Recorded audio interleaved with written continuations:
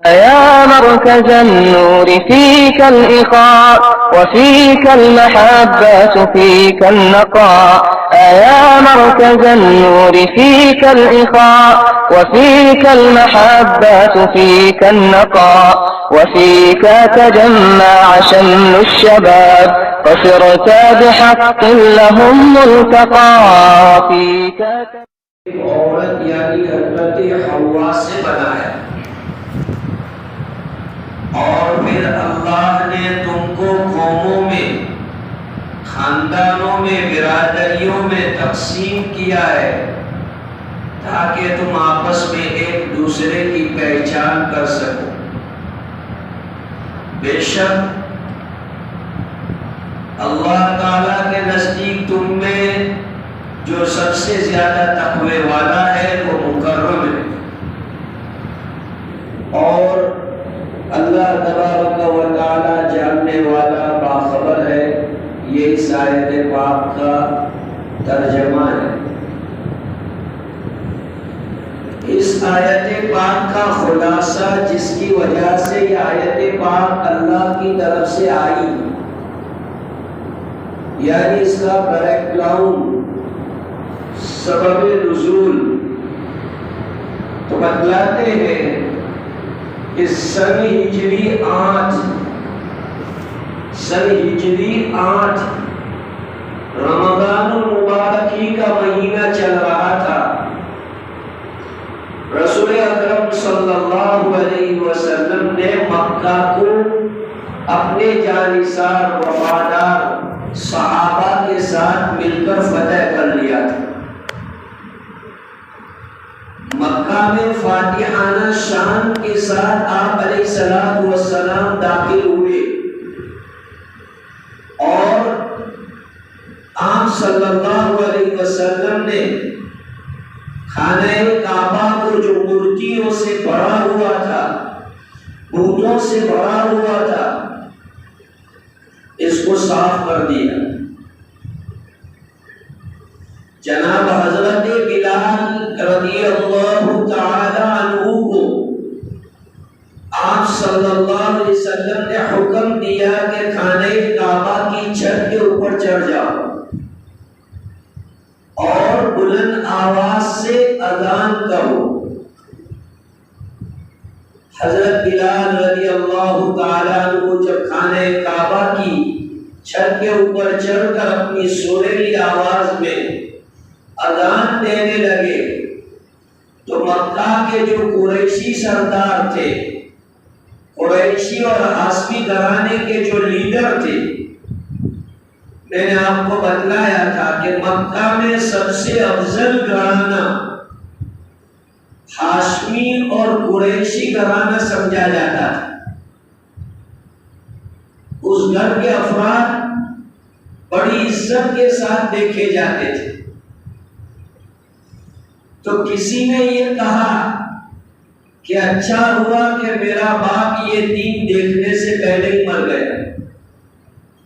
آدمی ایسا کب بولتا ہے؟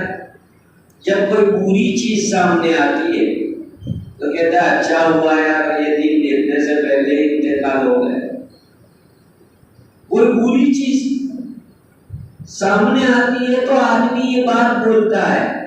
جیسے جناب مریم علیہ السلام کو جو عمل ٹھہر گیا تھا تو حضرت مریم علیہ السلام نے کہا تھا یا لیتنی، اے کاش کہ میں اس سے پہلے ہی مر جاتی، مت تو قبل ھذا، کہ میں اس سے پہلے ہی موت کے گھاٹ اتر جاتی تو اچھا۔ دوسرا سردار بولا کہ محمد صلی اللہ علیہ وسلم کو اس کالے کلوتے کے علاوہ کوئی ملا ہی نہیں، یعنی گویا کہ حضرت بلال کی انسلٹ کی، چونکہ نیچے خاندان کے تھے، وہ ان کا کوئی خاندان ہی نہیں، حبشی نسل، تو نیچے دکھانے کے لیے یہ جملہ بولے کہ اس کالے کوے کے سوا کوئی ان کو ملا ہی نہیں۔ ابو سفیان جو اس وقت مسلمان نہیں ہوئے تھے،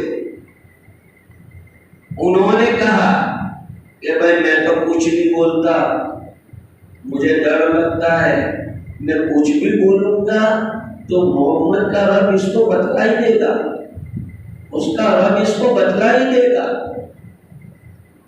یہ لوگ آپس میں باتیں کر رہے تھے۔ محمد صلی اللہ علیہ وسلم اپنے صحابہ کے ساتھ اپنے کام میں مشغول تھے۔ جبریل امین علیہ السلام آئے اور ان کی یہ باتیں سنائی۔ آپ صلی اللہ علیہ وسلم نے تینوں کو بلوایا، ادھر آؤ۔ کیا بول رہے تھے ابھی؟ تو اب تو چونکہ ڈر تھا، پہلے تو نڈر تھے وہ لوگ، لیکن اب چونکہ مکہ فتح ہو چکا تھا، آپ علیہ السلام کے قبضے میں آ چکا تھا، اس لیے اقرار کیے بغیر چارہ کار نہیں تھا۔ تینوں نے اقرار کر لیا کہ ہاں ہم نے ایسی ایسی باتیں کہی تھی۔ پھر اس کے بعد یہ آیت پاک سنائی، یا ایھا الناس انا خلقناکم من ذکر و انثی، اے لوگوں ہم نے تم کو پیدا کیا ہے ایک مرد اور ایک عورت سے، اس میں کوئی فخر کرنے کی بات نہیں۔ وَجَعَلْنَاكُمْ شُعُوبًا وَقَبَائِلَ لِتَعَارَفُوا، اور ہم نے تمہارے خاندان قبیلے بنائے ہیں آپسی پہچان کے لیے، آئیڈینٹی کے لیے بنائے ہیں، ہم نے پہچان کرانے کے لیے، جیسے سرکاری ورک پیپر کرنے کا ہوتا ہے، ڈاکیومنٹ کا کام ہوتا ہے، تو سارے لوگ یوسف نام کے ہوں گے تو کام کیسے چلے گا، سارے عبداللہ نام کے ہوں گے تو کام کیسے چلے گا، سارے محمد نام کے ہوں گے تو کام کیسے چلے گا؟ ورک پیپر آپ کا ہو سکے تو اس کے لیے سرنیم ہوتا ہے، دادا کا نام ہوتا ہے، ابا کا نام ہوتا ہے، فیملی کا نام ہوتا ہے، محلے کا نام ہوتا ہے۔ تو ہمارے یہاں ایسا ہے، عربوں میں تو ان کو ان کے گھر دادا اور دادا ابا کے دادا ابا کے دادا ابا کا نام بھی معلوم ہوتا ہے، ہاں بچوں کو تو بتایا جاتا ہے۔ اور آج ہمارا یہ سسٹم ہے کہ زیادہ سے زیادہ 4 کے 5 تک ہم پہنچیں گے، 4 پیڑھی تک یاد ہوگا، 4 کے 5 پیڑھی، اس سے آگے نہیں بڑھیں گے۔ وہ تمہارے دادا کا نام بولو، دادا کے ابا کا نام بولو، بس پھر آگے نہیں آئے گا۔ عربوں میں یہ تھا کہ ان کو یاد کرایا جاتا تھا، پورا نسب، پورا ان کا ونش ان کو معلوم ہوتا تھا کہ یہ ہمارا ونش ہے۔ تو قرآن پاک نے بتلایا کہ یہ تو آپسی پہچان ہو، آئیڈینٹی ہو تمہاری۔ اب ہمارا کام کیا ہے جناب؟ سرکاری ڈاکیومنٹ میں ایک کے اندر کیا ہے تو برف والا، دوسرے میں کیا ہے کھانے والا، تیسرے میں کیا ہے کہ بھائی حاجی صاحب، چوتھے میں کیا ہے کہ بھلوت والا۔ یہ ہمارا کام ہے۔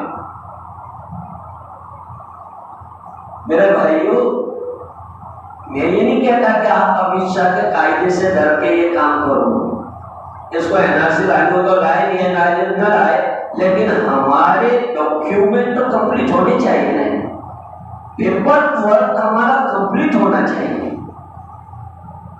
آج ہوتا یہ ہے کہ مکان تک ہمارے نام پہ نہیں ہوتا، دادا کے نام پہ چل رہا ہے تو چل رہا ہے، دادا قبرستان میں چلے گئے، دادا کے دادا قبرستان میں چلے گئے تو بھی مکان نام پہ نہ دکان نام پہ، کچھ نام پہ نہیں۔ اے اللہ نہ کرو، چلو کل کو اٹھ کے کوئی حادثہ ہوگا تو کیا ہوگا؟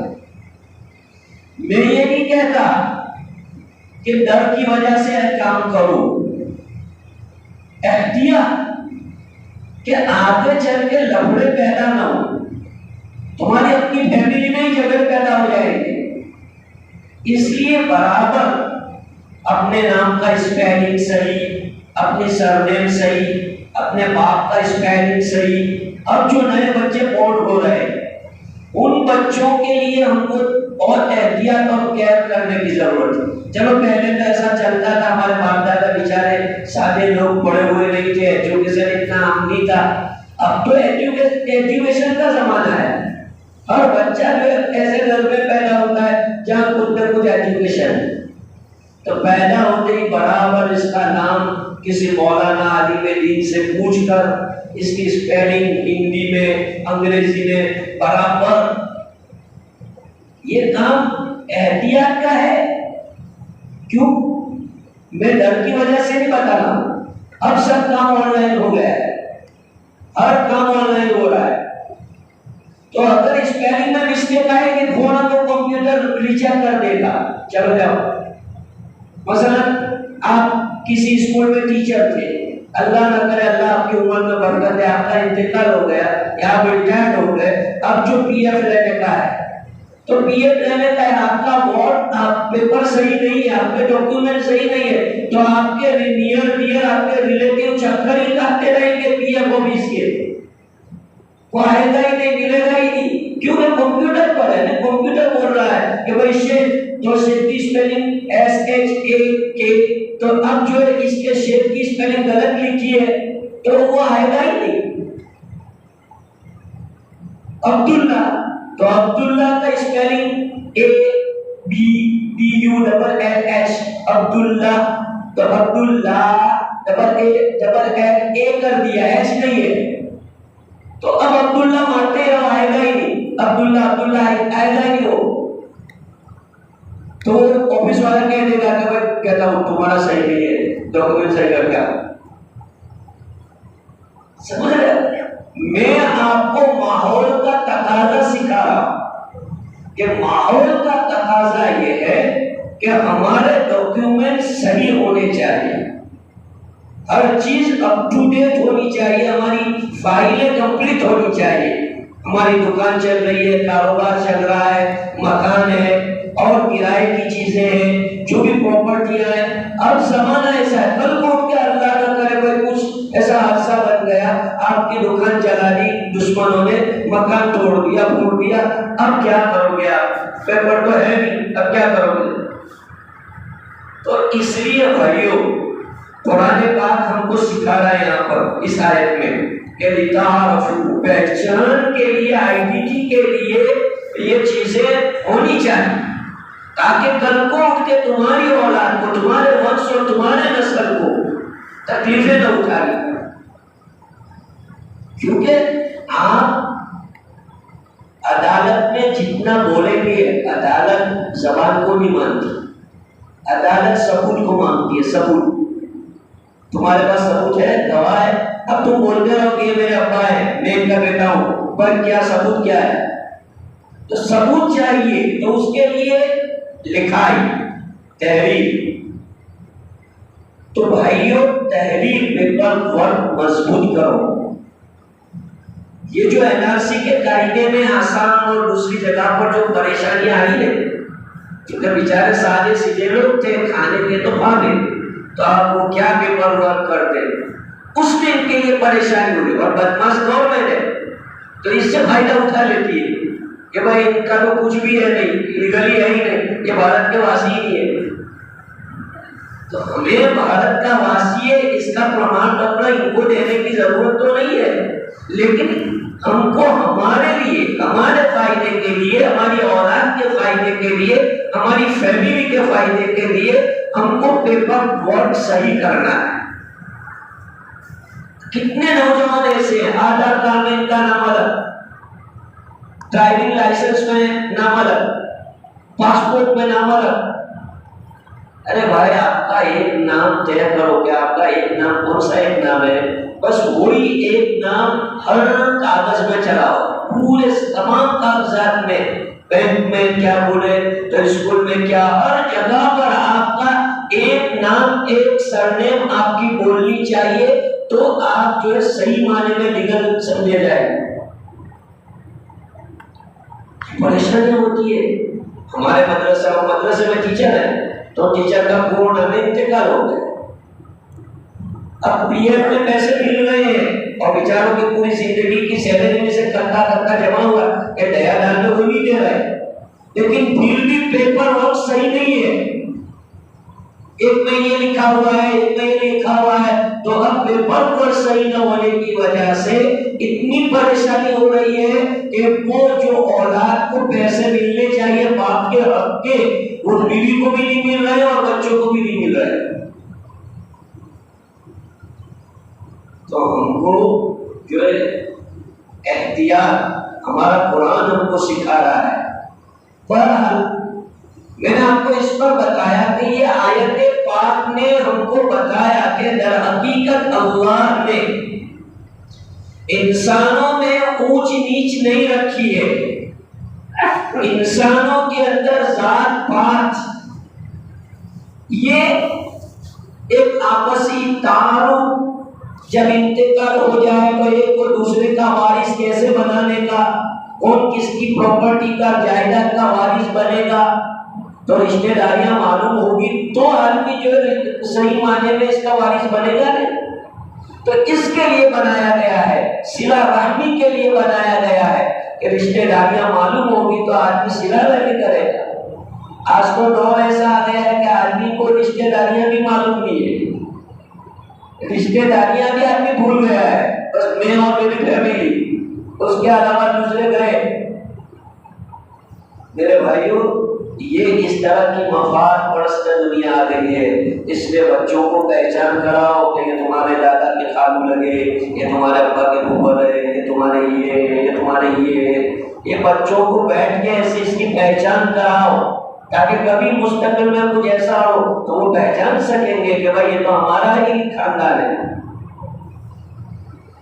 تو قرآن مجید کی آیت پاک ہم کو سمجھا رہی ہے کہ وَجَعَلْنَاكُمْ شُعُوبًا وَقَبَائِلَ لِتَعَارَفُوا، اللہ پاک نے تمہارے خاندان قبیلے جو بنائے ہیں وہ اس لیے نہیں بنائے کہ تم آپس میں دھمن غرور اور فخر کرو، اونچے خاندان والا نیچے خاندان والے کو جو ہے تجھ سمجھے یا کبھی اس کی انسلٹ کرے، یہ جائز نہیں ہے۔ اللہ کے رسول صلی اللہ علیہ وسلم اسی دن جب یہ آیت پاک اتری تو اپنی اونٹنی پر بیٹھ کر خانہ کعبہ کا طواف کر رہے تھے۔ اونٹنی پر اس لیے بیٹھے تھے کہ تمام لوگ حضور کو دیکھ سکیں گے اچھے سے، اور آپ اونٹنی پر بیٹھ کر خانہ کعبہ کا طواف کرتے جا رہے تھے اور فرماتے جا رہے تھے کہ سنو یہ لوگوں، تم ایک باپ اور ایک ماں کی اولاد، جاہلیت کے سارے رسم و رواج کو میں نے آج مٹا دیا ہے، میں نے اپنے پیروں تلے رونق دیا ہے۔ یہ کہا حضور نے کہ جاہلیت کے تمام رسم و رواج کو میں نے اپنے پیروں تلے رونق دیا ہے۔ جاہلیت کے بہت رسم و رواج تھے، بیوی مر جائے تو سال تک وہ گھر کے باہر نہیں نکل سکتی، غسل نہیں کر سکتی، کسی سے مل نہیں سکتی، ایسے ایسے رواج یعنی آدمی کے دماغ میں نہیں آئے کہ کیسے رواج ہے۔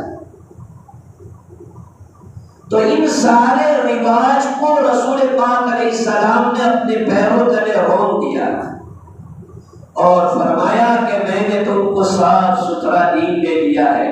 اب سارے تو انسان دو ہی کیٹیگری میں، سارے انسان دو ہی کیٹیگری میں ہے، یا تو وہ مومن متقی ہوگا یا تو وہ فاسق اور فاجر ہوگا، اس کے علاوہ نہیں۔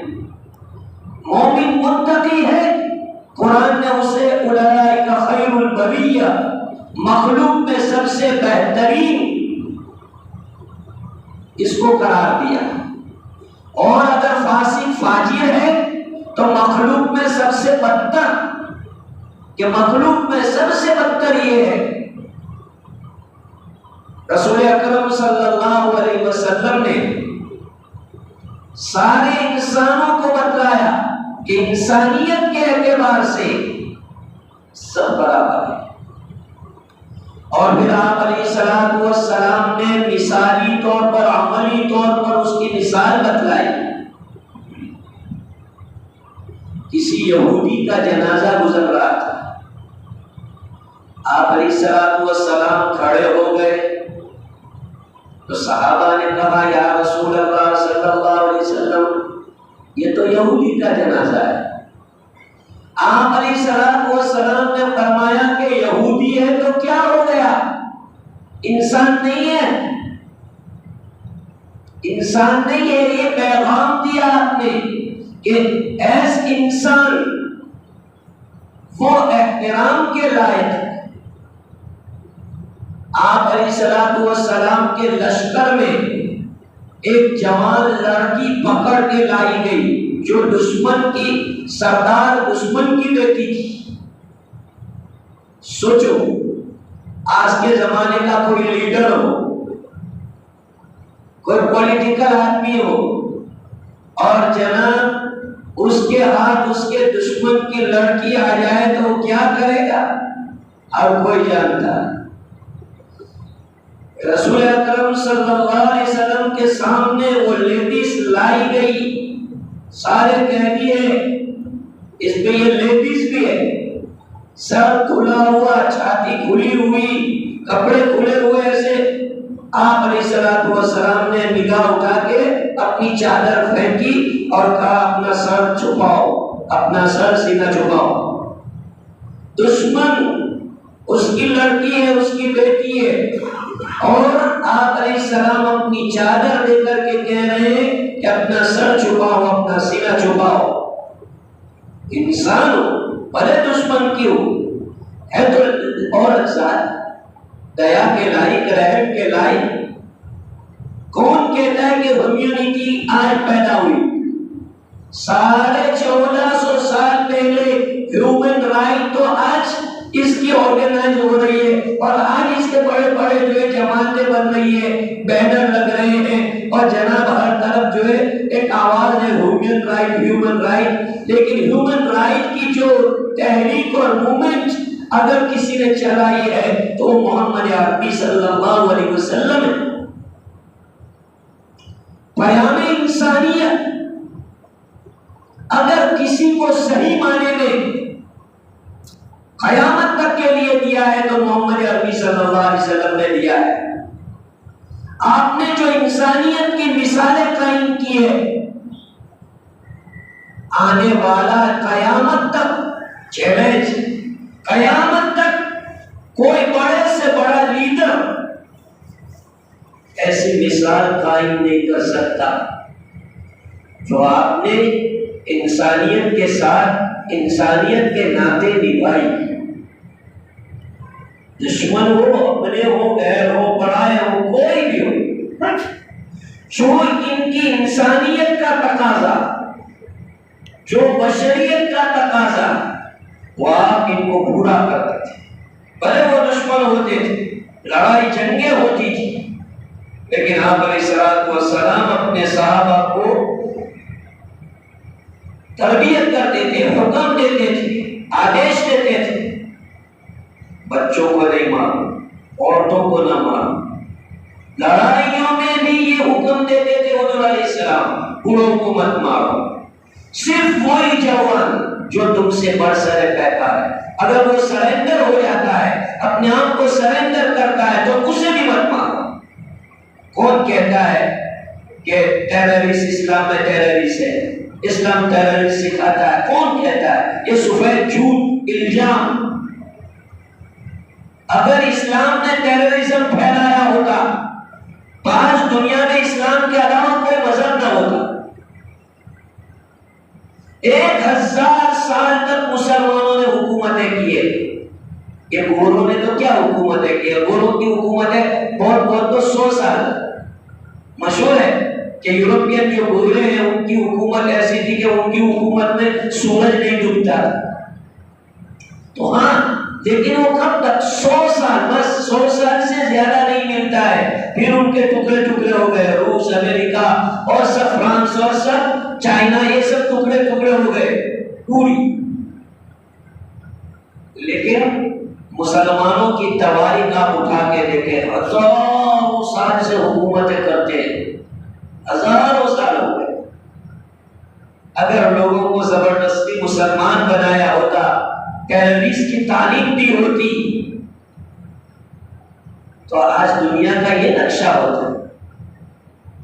ارے جس کو تم ٹیررسٹ سے یاد کرتے ہو، ان کی تعلیم یہ ہے کہ جانور کو بھی بھوکا مت مارو، جانور کو بھی پیاسا مت مارو، اگر جانور پیاسا لگ رہا ہے اسے پانی پلاؤ۔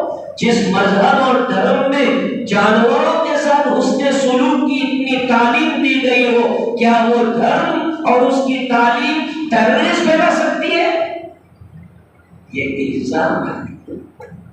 جہاں جانور کتے جیسے جانور کے ساتھ، بلی جیسے جانوروں کے ساتھ اچھا سلوک کرنے کا حکم دیا جا رہا ہے کہ کتے بلی جانور ہیں بھلے، لیکن اگر وہ پیاسے ہیں انہیں پانی پلاؤ۔ اور وہ صحابہ کو بہت رشک ہوا کہ یا رسول اللہ جانوروں کے ساتھ بھی؟ اللہ کے رسول نے فرمایا ہاں، جو بھی جگر رکھنے والا ہے، در جگر رکھنے والا ہے، جیو رکھنے والا ہے، اس کے ساتھ اچھا سلوک کرو، اللہ اس پر تمہیں اجر و ثواب دیتا ہے۔ یہ محمد عربی کی تعلیم ہے۔ اس کو کہتے ہیں ہیومینٹی، اس کو کہتے ہیں ہیومن رائٹ۔ کون کہتا ہے کہ محمد عربی صلی اللہ علیہ وسلم نے لوگوں کو ظلم سکھایا ہے؟ آقا نامدار صلی اللہ علیہ وسلم نے فرما دیا کہ لوگوں سن لو، اللہ کے دربار میں تمہاری نسب کی اونچائی کام آنے والی نہیں ہے۔ تم چاہے نسبی اعتبار سے سید ہو، پٹھان ہو یا کوئی اور ہو، سید گھرانہ اپنی جگہ پر ہے، حضور علیہ السلام کا خاندان ہے۔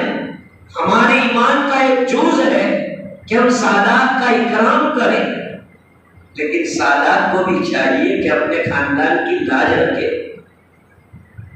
سادات کو بھی چاہیے کہ تم سید ہو، ذرا سوچو تمہارے اخلاق کیسے ہونے چاہیے، تم کس کی اولاد ہو، تمہارا ونش کیا ہے۔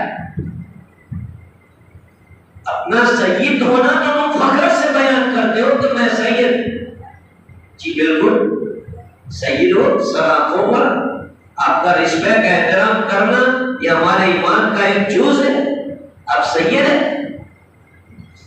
لیکن جناب جو سید نماز نہ پڑھے، روزہ نہ رکھے، داڑھی نہ رکھے، حلال حرام کی تمیز نہ کرے، تو کیا اس کا سید ہونا اس کو اللہ کے عذاب سے، جہنم سے بچا پائے گا؟ جبکہ آقا نامدار تاجدار مدینہ حضرت محمد رسول اللہ صلی اللہ علیہ وسلم اپنی چہیتی بیٹی لگتے جگر فاطمہ الزہرا، جس کے متعلق اللہ کے رسول نے یہ کہا تھا کہ جس نے فاطمہ کو تکلیف پہنچائی اس نے مجھے تکلیف پہنچائی، جو فاطمہ کو ستایا تھا اس نے مجھے ستایا، یہ حضور نے بیٹی کو عزت دی، بیٹی۔ جبکہ عرب کمیونٹی میں، عرب سماج میں بیٹی کو زندہ زمین میں دفنا دیا جاتا ہے، زندہ۔ جو نئی پیدا ہوئی ہے اس نئی پیدا ہونے والی لڑکی کو قبرستان کے اندر جا کر کے باپ اپنے ہاتھوں سے خود دفناتا ہے، خود۔ جی ہاں، آج بھی وہ قبرستان مکہ میں موجود ہے۔ اگر اللہ آپ کو حج عمرہ کی توفیق دے اور بار بار توفیق دے تو وہاں جانا۔ آج بھی گورنمنٹ نے اس کا کمپاؤنڈ وال کیا ہے، اس پر تالا لگایا ہوا ہے، اور بتانے والے ہسٹری نگار لوگ بتاتے ہیں کہ یہ وہ قبرستان ہے جہاں لڑکیوں کو دفنایا جاتا تھا۔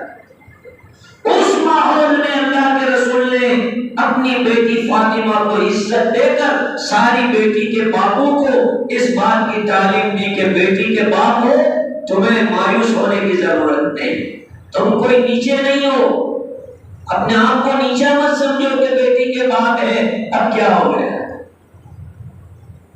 رسول اکرم صلی اللہ علیہ وسلم نے اس فاطمہ الزہرا کے متعلق ان کو کہا کہ فاطمہ بیٹی، اگر تیرے اعمال میں کمزوری آ گئی، تیرے ایمان میں کمزوری آ گئی، تو یاد رکھنا فاطمہ بیٹی، تجھے اللہ کے عذاب سے، اللہ کی جہنم سے محمد صلی اللہ علیہ وسلم کا بیٹی ہونا بچا نہیں سکتا۔ یہ کس کے بارے میں تفسیر ہے؟ جنت کی سردار، جنتی عورتوں کی سردار فاطمہ الزہرا، لیکن ان کے عمل تو بہت اونچے تھے، لیکن حضور نے تعلیم کے لیے، امت کی گائیڈ لائن کے لیے کہ نسلوں پر فخر مت کرو، خاندانوں اور فیملیوں کے اوپر ناز مت کرو، اس کے لیے اپنی بیٹی کو خطاب کر کے خاص طور پر یہ بات ارشاد فرمائی کہ بیٹی صرف محمد صلی اللہ علیہ وسلم کے ونش میں ہونا تمہارے لیے نجات دہ نہیں ہو سکتا ہے۔ اللہ کے عذاب سے بچانے والی چیز ایمان، اعمال، تقوی، روحانیت، اچھے اخلاق، یہ چیز تمہیں اللہ کے عذاب سے بچائے گی۔ ورنہ بھائیو، صرف کسی بڑے خاندان میں پیدا ہو جانا، کتنے نبی ایسے ہیں جن کی اولادیں جہنم میں جا رہی ہیں۔ بنی اسرائیل کا نام ہم قرآن مجید میں بار بار سنتے ہیں۔ یہ کون لوگ ہیں؟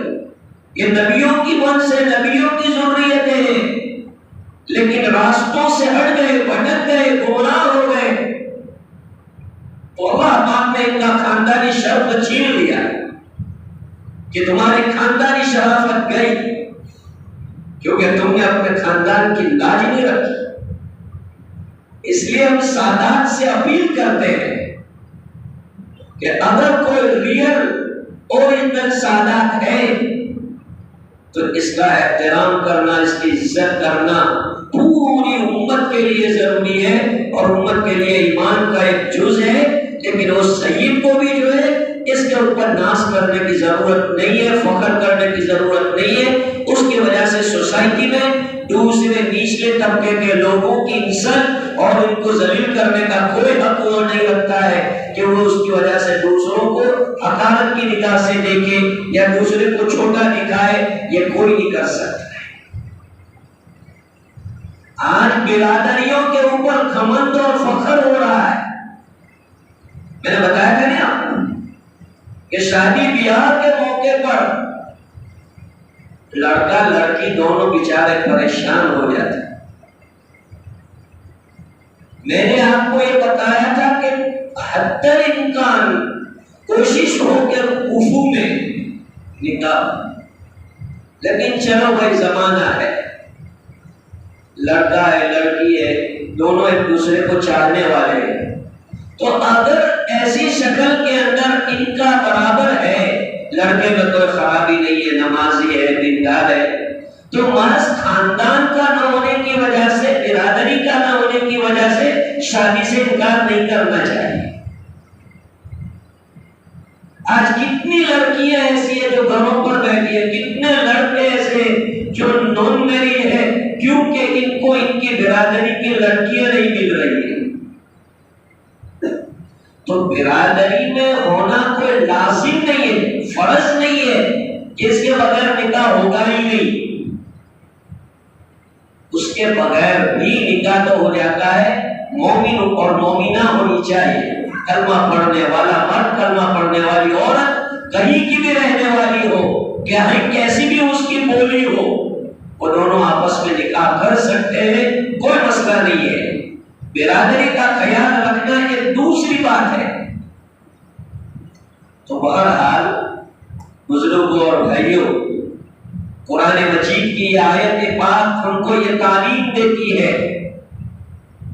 کہ دنیا کے اندر انسانیت کو عام کیا جائے، لوگوں کو یہ سمجھایا جائے، جو درویش، جو سنت اور جو مہنت پبلک کو خاندانوں میں، برادریوں میں بانٹنے کا کام کرتے ہیں اور برہمن لوبی کو کرسی کا حقدار سمجھتی ہے اور شودر کو جو ہے جناب ان کی خدمت کرنے والا یہ سمجھاتے ہیں، یہ در حقیقت فسادی لوگ ہیں، فرودی لوگ ہیں، اللہ تعالیٰ کی مخلوق میں نفرتیں پیدا کرانے والے لوگ ہیں۔ ایسا کچھ بھی نہیں ہے۔ اللہ پاک اقتدار، حکومت، یہ انسانوں کی لیاقت، انسانوں کی ایبیلٹی، صلاحیت، ان کا جو ایجوکیشن ہوتا ہے اس کے مطابق ان کو فراہم کیا جاتا ہے۔ یہ مطلب نہیں ہوتا کہ اعلیٰ خاندان کا آدمی کو حکومت کا حقدار ہوتا ہے۔ اس لیے درویشوں کو بھی اور سنت اور مہن کو بھی پبلک کو اچھا نام دینا چاہیے، اچھی تعلیم دینی چاہیے، اور اس طرح سے جماعتوں میں فرقوں میں تقسیم نہیں کرنا چاہیے، برادریوں میں تقسیم نہیں کرنا چاہیے۔ اونچ نیچ کا بھید بھاؤ اسلام نے بالکل مٹا دیا ہے۔ رسول اکرم صلی اللہ علیہ وسلم اپنے اونٹ کے اوپر تین آدمی کو کبھی سواری پر بٹھا دیتے، تین آدمی۔ تم سوچ سکتے ہیں کہ دونوں جہاں کا سردار اپنی سواری کے اوپر معمولی دونوں تین آدمی کو بٹھا کے چلتے تھے، کیوں؟ تاکہ لوگوں کو معلوم ہو جائے کہ میں کوئی ایسا پروٹوکول رکھتا نہیں ہوں جیسے آج لوگ بادشاہ لوگ، ایم ایل اے لوگ، پی ایم لوگ جو ہے آج جیسے پروٹوکول رکھتے ہیں۔ حضور علیہ الصلوۃ والسلام فرماتے ہیں میں کوئی ایسا پروٹوکول نہیں رکھتا، میں تو ایک آرڈینری آدمی کی طرح سے تمہارے درمیان رہنا چاہتا ہوں۔ چنانچہ آپ اپنی سواری کے اوپر تین لوگوں کو بٹھاتے تھے۔ ہے آج کوئی ایسا پولیٹیکل آدمی؟ ایک مثال دکھا ہے، اور زیر سیکورٹی اور پتہ نہیں کون سی سیکورٹی ہوتی ہے ان کے پاس، اور سواری میں اکیلے ہوتے ہیں۔ یہ محمد عربی صلی اللہ علیہ وسلم کی تعلیم ہے، اس کی وجہ سے آپ کے صحابہ نے وہ فرق مٹایا۔ سنو حضرت عمر رضی اللہ تعالیٰ عنہ کی کہانی، کیسا فرق مٹایا۔ بیت المقدس کو حضرت عمر رضی اللہ عنہ نے فتح کیا ہے۔ بیت المقدس، مسجد اقصی، یہ حضرت عمر رضی اللہ عنہ کے ہاتھ فتح ہوا۔ آپ فتح کے لیے اندر جا رہے، مدینہ سے اونٹ لے کے نکلے تھے، تو اپنے غلام کے ساتھ یہ شرط ہوئی تھی کہ دیکھو تم میرے نوکر ہو، میرے غلام ہو، تو اس کا مطلب یہ نہیں ہے کہ میں تم سے جو ہے کام لیتا ہی رہوں۔ حدیثوں میں مزدوروں کے بھی حقوق، لیبروں کے بھی حقوق بیان کیے گئے۔ تو حضرت عمر رضی اللہ تعالیٰ عنہ نے فرمایا کہ اتنی منزل تم پیدل چلو گے، میں اونٹ پہ بیٹھوں گا، پھر تمہاری باری آئے گی اونٹ پہ بیٹھنے کی، میں پیدل چلوں گا۔ واہ کیا سین ہوگا کہ نوکر اور آقا دونوں اس طرح مل کے چل رہے ہیں، ایک سواری پر، نوکر سواری پر ہے اور آقا اس کی نکیل پکڑ کے جا رہے ہیں۔ حتیٰ کہ بیت المقدس میں داخلے کا موقع ہے، شہر میں داخل ہونے کا، تو غلام عاجزی کر رہا ہے، تواضع کر رہا ہے، کیا تو سردار ہے، یہ لوگ سب کیا کہیں گے؟ حضرت عمر نے کہا کہ چپ بیٹھو، اپنی جو بات اور جو شرط ہے اس پر عمل کرنے کا، تمہاری باری ہے سواری پر اونٹ پر بیٹھنے کی، میری باری ہے پیدل چلنے کی۔ چنانچہ حضرت عمر رضی اللہ تعالیٰ عنہ بیت المقدس کے اندر، فلسطین کے اندر اس حال میں داخل ہو رہے ہیں کہ ان کا غلام ان کی جگہ پر، ان کی سواری پر بیٹھا ہوا ہے، اور حضرت عمر رضی اللہ تعالیٰ عنہ اس اونٹ کی نکیل پکڑ کر اس شہر کے اندر جا رہے ہیں۔ آپ نے اپنے عمل سے اونچ نیچ کے بھید بھاؤ کو اپنے پیروں تلے رون دیا کہ کوئی آقا نہیں، کوئی غلام نہیں، سب اللہ کے بندے ہیں، ایک ہی سب میں کھڑے ہو گئے، محمود و حیات، نہ بندہ رہا نہ بندہ نواز۔ یہ اسلام کی خاصیت ہے کہ ایک سب کے اندر بادشاہ بھی کھڑا ہو سکتا ہے، غریب اور فقیر بھی کھڑا ہو سکتا ہے، شہید اور پٹھان بھی کھڑا ہو سکتا ہے، نچلے خاندان کا بھی کھڑا ہو سکتا ہے۔ یہ صرف اسلام دھرم کی خاصیت ہے، ورنہ آج بھی وہ مندر ہندوستان میں آپ کو ملیں گے، بھارت میں وہ مندر ملیں گے جس میں نچلی ذاتی کا آدمی اونچی ذاتی کے مندر کی طرف جانا تو دور کی بات، اس کو دیکھ بھی نہیں سکتا، اس کا پانی نہیں پی سکتا۔ اتنا جھوٹ جھاٹ بھید بھاؤ، اسلام نے اس جھوٹ جھاٹ اور اس بھید بھاؤ کو ختم کر کے انسانیت کی تعلیم دی کہ انسانیت کے اعتبار سے سارے بندے اللہ تعالیٰ نے ایک مرد اور ایک عورت سے بنائے ہیں، جناب آدم اور حوا سے بنائے ہیں، دونوں آپس میں بھائی بھائی اور بھائی بہن کی طرح سے رہو. جس طرح ایک باپ کے بیٹے ہوتے ہیں کہ اگر ایک بیٹا بیمار ہو جائے تو سارے بھائی پریشان ہوتے ہیں، سارے بھائی اس کی تیمارداری کرتے ہیں، سارے بھائی اس کی خدمت کرتے ہیں. ایک بہن بیمار ہو جائے تو ساری بہنیں اس کی تیمارداری کرتی ہے، ساری بہنیں اس کی خدمت کرتی ہے. یہ سکھایا ہمیں اسلام نے، یہ تعلیم بھی کمزوری نہیں. لوگ سمجھتے کہ اسلام کی تو یہی تعلیم ہے. ہم نے اسلام کی تعلیم کو اپنے عمل سے عام نہیں کیا. آج ہم نچلی جاتی کے لوگوں کو گلے سے لگاتے، ان سے محبت کرتے. بی سی کا جو بیکورڈ کا جو ایک خیال لوگوں میں بیٹھا ہوا ہے، وہ بیکورڈ کا خیال نکالتے، ان کے ساتھ بیٹھ کے کھانا کھاتے، تو وہ ذاتی لوگ سمجھتے کہ بھائی یہ تو کچھ عجیب لوگ ہیں، ہمارے ساتھ اتنے پیار اور محبت سے رہتے ہیں. تو بتاؤ وہ ہمارے گھروں کو گرائیں گے، ہماری مسجدوں کو گرائیں گے، ہماری دکانیں جلائیں گے. یہ بی سی اور پچھلی جاتی نچلی جاتی کے جو لوگ ہیں، آج ہم ان سے ملنا گوارا نہیں کرتے، ان کے ساتھ بیٹھنا گوارا نہیں کرتے. میرے بھائی اسلام ایسے نہیں پھیلے گا، اسلام ایسے نہیں پھیلے گا. آپ کو جو ہے ان کے ساتھ اٹھنا بیٹھنا پڑے گا، ان کے ساتھ کھانا پینا ویوہار کرنا پڑے گا، اور اچھے ساتھ آپ تعلق نبھائیں گے تو ان کے دلوں میں اسلام کی قدر آئے گی. پھر وہ خود اسلام میں داخل ہوں گے. تو قرآن مجید کی آیت پاک مجھے اور آپ کو یہ تعلیم دے رہی ہے، یا ایھا الناس انا خلقناکم من ذکر و انثی. اے لوگوں بلا شبہ ہم نے تم کو پیدا کیا ہے مذکر و مؤنث سے. تم سب بھائی بھائیوں، آپس میں نہ رنگوں کی وجہ سے فخر ہو سکتا ہے، رنگ آدمی کا اچھا ہو تو یہ بھی کوئی فخر کی چیز نہیں ہے.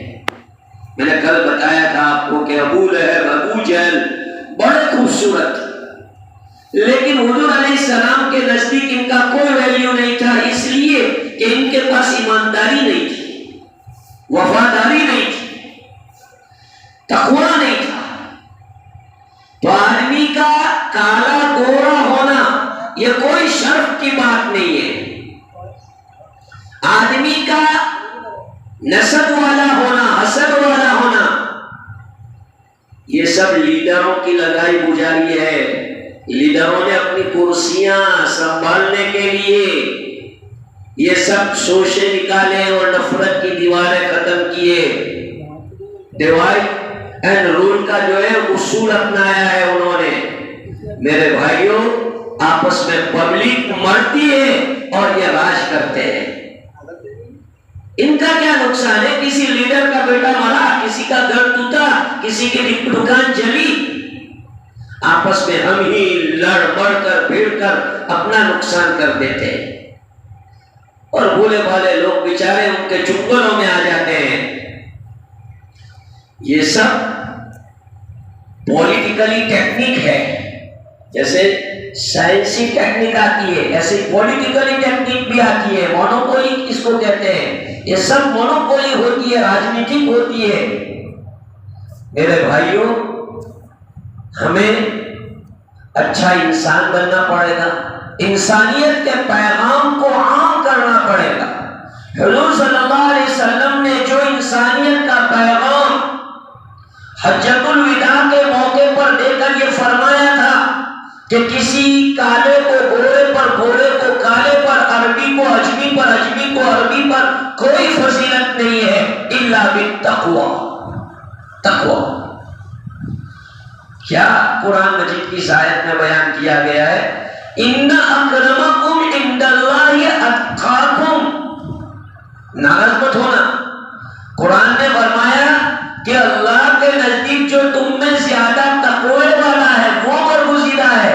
زیادہ نماز پڑھنے والا نہیں بتایا، زیادہ جماعت میں جانے والا تفسیر کرنے والا، فتوے دینے والا نہیں بتایا، زیادہ حج کرنے والا نہیں بتایا، زیادہ خیرات کرنے والا نہیں بتایا۔ قرآن نے کیا بتایا؟